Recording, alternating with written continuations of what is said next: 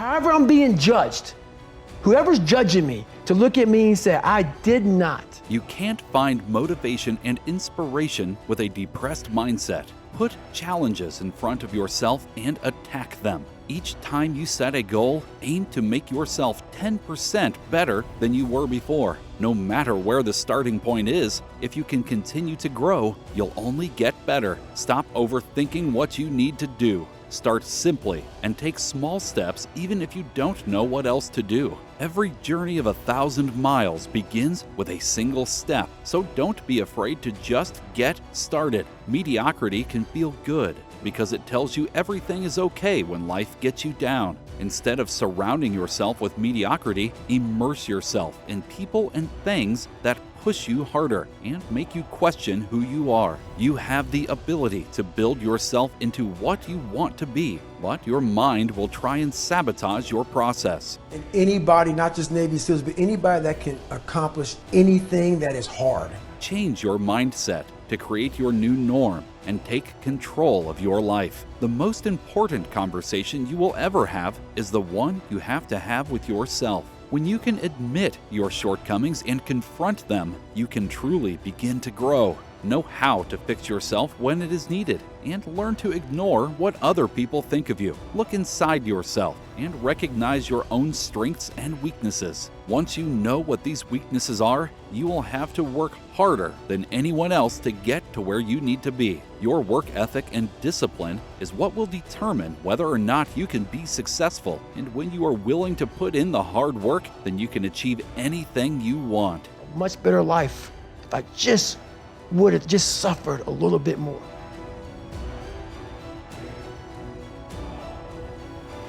A lot of you are trying to find inspiration and motivation with a depressed mindset. You're depressed because you're not doing shit with yourself. You don't find inspiration by not living in the grip of life. You need to live in the grip of life to find inspiration. Put challenges in front of yourself. When you put a challenge in front of yourself and you attack it, that's when you find inspiration. Try to be 10% better than you were last week. So if you're running 30 miles a week, run 33.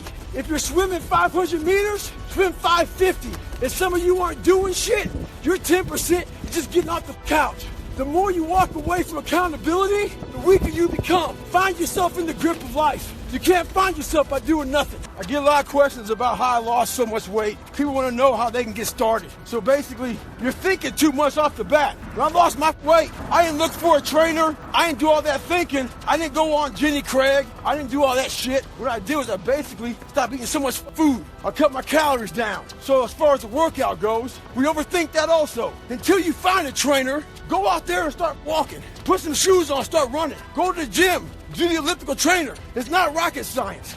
Mediocrity feels so good. So we love surrounding ourselves with mediocre people. They give us a get out jail free card. Whenever life gets hard for us, they tell us it's all okay. Don't worry about it. We don't want to surround ourselves with those people out there who are getting us after every day, holding us accountable, making us feel uncomfortable. People who are challenging us at every turn of life. Those people scare us. That's exactly where you need to be in your life, with those people who put you in a world of questioning who you are. That's exactly where you want to go. That's exactly where you grow. So you know, if you've ever gone to the mall, there's this store called Build-A-Bear. And all these little kids are in that store trying to build the bear, the perfect bear that they want. Take it home, be happy of it. Yeah, I'm talking about Build-A-Bear right now. So we have the same tools to do that with our own personal lives. But what happens is the quitting mind comes in. We have to find our new norm. A new norm is something like this. When I was going through SEAL training, it's only supposed to be 6 months. I was there for 18 months, kept on getting setback and setback and setback.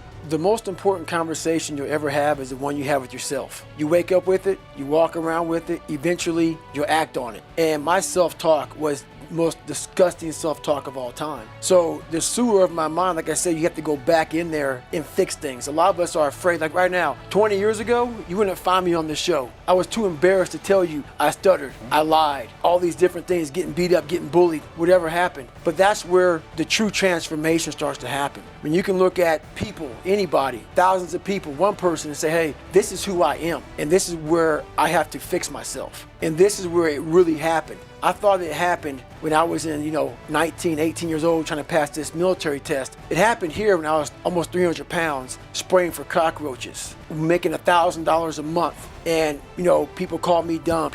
My dad called me so many things, it's not even funny. Being beat just stripped me of all self-esteem. This is when I realized I was alone on this earth. I have God alone on this earth, and I have to fix everything. So this is where I started to develop an indestructible mental toolbox.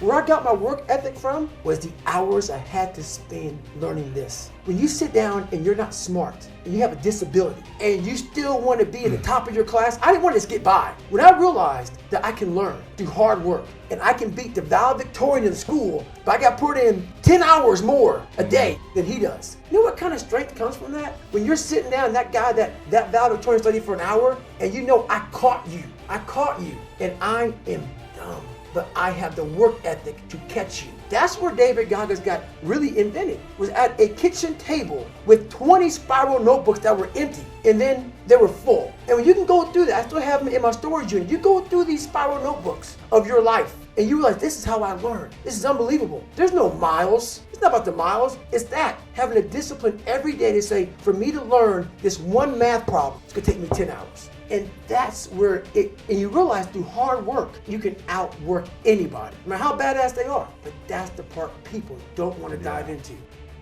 Thank you for watching. If you enjoyed this video, be sure to like, comment, share, and subscribe for more content.